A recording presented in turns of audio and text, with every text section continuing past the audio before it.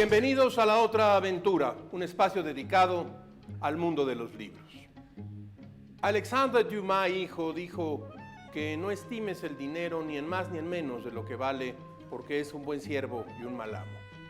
El dinero ha sido, sin duda, uno de los temas centrales de la literatura. Grandes fortunas han sido amasadas en todos los tiempos y la mayoría de las veces de manera poco decente, por decirlo menos. Voltaire decía que quienes creen que el dinero lo hace todo, terminan haciendo todo por el dinero. Hoy hablaremos de grandes fortunas, de cómo se amasaron y luego cómo se perdieron. Alrededor del dinero siempre hay una historia que contar. Les recuerdo, como todas las semanas, que fue Adolfo Bioy Casares quien escribió que leer era la otra aventura y que la primera era probablemente la vida misma. Estamos pues en la otra aventura.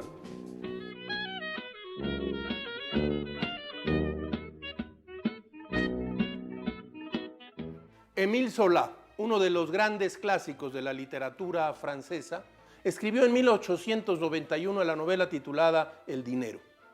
Es una narración detallada de un ascenso y un descenso catastrófico durante el Segundo Imperio que coincide con el fracaso político del régimen bonapartista restaurado. Pero si le digo la verdad, el contexto histórico no estorba.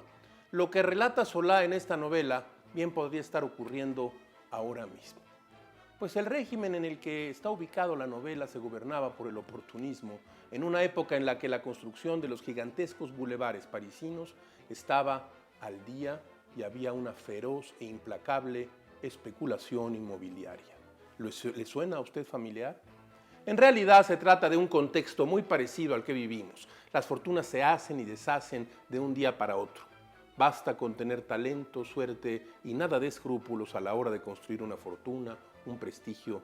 No importa si amigos, familiares y hasta amores se quedan en el camino. Lo importante es ganar. Aristide Sécart es un cuarentón cuyo hermanastro es un ministro que apenas le dirige la palabra, dotado de un encanto personal que transmite confianza a los demás y de un talento instintivo para los negocios, construirá una fortuna basada en el engaño. Construirá una empresa ilusoria con la que convencerá a varios personajes, tanto ricos como de clase media, para invertir en la bolsa. Su objetivo principal es derrocar al banquero judío Gunnerman, un hombre que solo encuentra satisfacción haciendo cuentas y que a pesar de su fortuna come mal, duerme mal y no tiene amigos ni placeres. Pero sin duda, el retrato más acertado de la sociedad que hace Zola es el de la ambición desmedida que los ciega.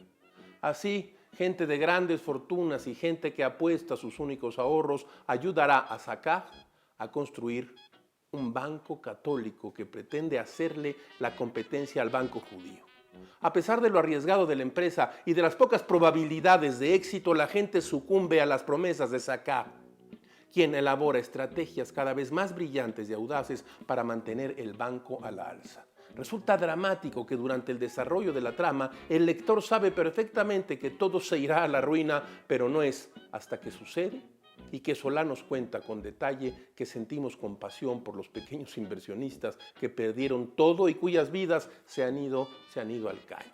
Sécart y otros inversionistas mayores jamás pisaron la cárcel y emprendieron nuevos proyectos. ¿Les suena familiar? Piénselo un poco.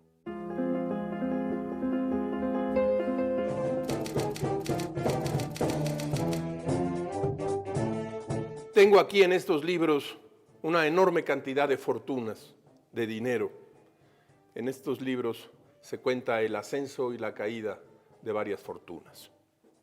En primerísimo lugar, y usted debe haberlo leído probablemente, El Gran Gatsby, de Francis Scott Fitzgerald. Acompañado de una novela que no pudo terminar, pero a la cual Edmund Wilson le hizo una extraordinaria edición, El Último Magnate, también de Francis Scott Fitzgerald. El dinero, la pasión, el crimen, el amor y la desgracia al mismo tiempo en las páginas excepcionales de este narrador. T.S. Eliot dijo del Gran Gatsby que era el primer momento en el cual la literatura en inglés había dado un gran paso desde un gran novelista, Henry James. Isaac Bashevis Singer, escoria. Max pierde a su hijo. Después de eso, toma una pistola, pasaportes de distintos países y regresa de Argentina a Polonia. Una gran fortuna lo acompaña, el dinero como instrumento para hacer el mal. John Updike, Brasil, una novela extraordinaria. Tristão Rasposo es negro, tiene 19 años, chulea por la playa de Copacabana y ha armado de una hoja de afeitar, atracando aquí y allá. Isabel Leme es blanca, rica, acaba de salir de un colegio de monjas y tiene 18 años. Ambos se encuentran en Brasil. Una novela de Updike que leí hace mucho tiempo y que me parece una de las más logradas, si se habla de dinero, de riqueza. Y una vieja novela de Martin Amis, Dinero. Esta novela fue, digamos, la historia con la que despega Amis internacionalmente. Una novela magistral y divertidísima. Amis llega a la plena madurez de su carrera de narrador y se sitúa como una de las principales figuras de la nueva generación de escritores británicos, al lado también de McEwan y Julian Barnes. Maestro de la sátira, Martin Amis ha logrado, en Dinero, crear a un personaje antológico, John Self, Dinero. En estos libros, decía yo, hay cantidades enormes de fortunas que han acarreado y han traído la felicidad y la desgracia a todos sus personajes. El dinero.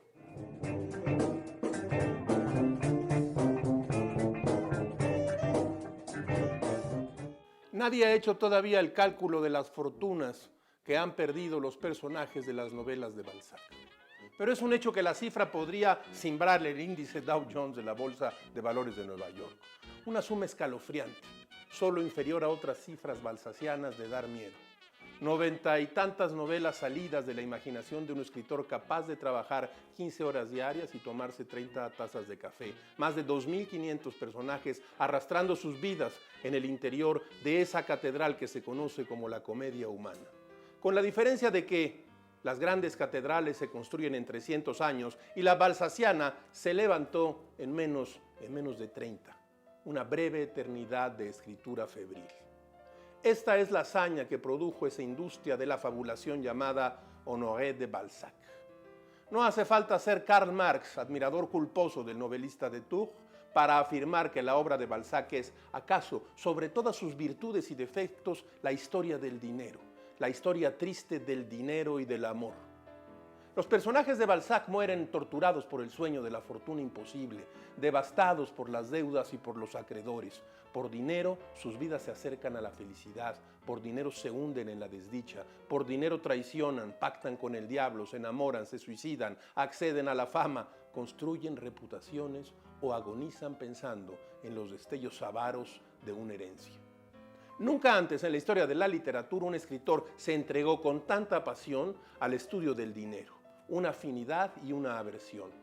No se trató de un desprendimiento del azar o de un interés temático preconcebido. Balzac fue víctima de la literatura industrial y fue también un empresario obsesionado con el triunfo en los negocios. De eso tratan los 51 años de su vida y buena parte de la trama de los pasajes inabarcables que forman la comedia humana. El dolor del fracaso empresarial convirtió su literatura, paradójicamente, en un gran negocio. Esto ocurrió el día en que Balzac decidió ser el empresario de su propio talento. En su ensayo clásico, Harry Levin se refirió así a la ineptitud de Balzac para la empresa. Dijo así, algo más o menos como esto: la literatura era la única estratagema para resolver sus asuntos. Su talento y ambición como organizador, planificador y promotor fueron finalmente expresados en sus escritos. Como escritor, fue un consumado negociante. Teóricamente podía calcular mejor que James Rothschild. En este tiempo de producción demencial, Balzac supo que la vida elegante del dandy empezaba en los periódicos. El hombre de la prensa, el narrador por entregas, había encontrado al público y se entregaba al ideal del dandy, esa figura extravagante sin la cual nadie podía adueñarse de los castillos monárquicos, de sus mujeres, de su historia. La elegancia y la excentricidad del dandy exigían inversiones costosas en una forma de vida sostenida en la moda, en la exageración de las maneras sociales, en la apariencia. Aún oculto de sus acreedores en su departamento de la calle Cassini, Balzac compró una biblioteca, tapices, muebles y los primeros objetos de una gran colección de adornos extraordinarios. Con su aristocracia vencida y sus héroes dandis, fue narrada en Las ilusiones perdidas, la construcción probablemente más perfecta de la comedia humana. Las vidas de Lucien de Rubempré y David Séchard son los dos grandes emblemas del mundo balzaciano. Lucien abandona la provincia con un manuscrito bajo el brazo en busca de las promesas de París. La seducción del periodismo en la gran ciudad corrompe sus sueños de triunfo. Séchard, por su parte, decide vivir en la provincia, en Angoulême, y enfrentar su destino en la imprenta de su padre, en la que inventa un proceso de fabricación de papel que explotan otros impresores. Las ilusiones perdidas se publicó por separado durante los 3 grandes momentos de un Balzac desaforado, en la plenitud de su fama y sus talentos. Los dos poetas apareció en 1837, un gran provinciano en París en 1839.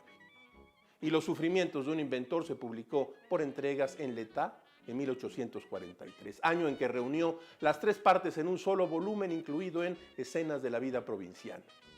En la trama de Las ilusiones perdidas, en sus amores desdichados y sus humillaciones sociales, en las aspiraciones concebidas como sueños malogrados, se encuentra el punto más alto de la dualidad balzaciana: el artista y el inventor, el escritor y el periodista, el empresario en busca de dinero y el dandy, la discordia irresuelta en la vida y en la obra de Honoré de Balzac.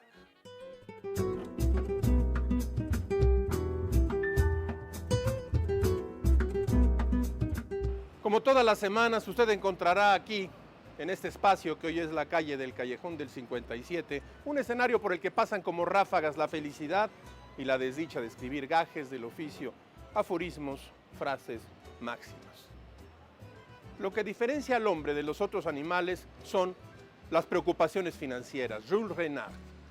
Hemos llegado al final de esta emisión y esta aventura. Soy Rafael Pérez Gay y los espero aquí la próxima semana. Abres una puerta y detrás de ella aparece un mundo. Eso es un libro.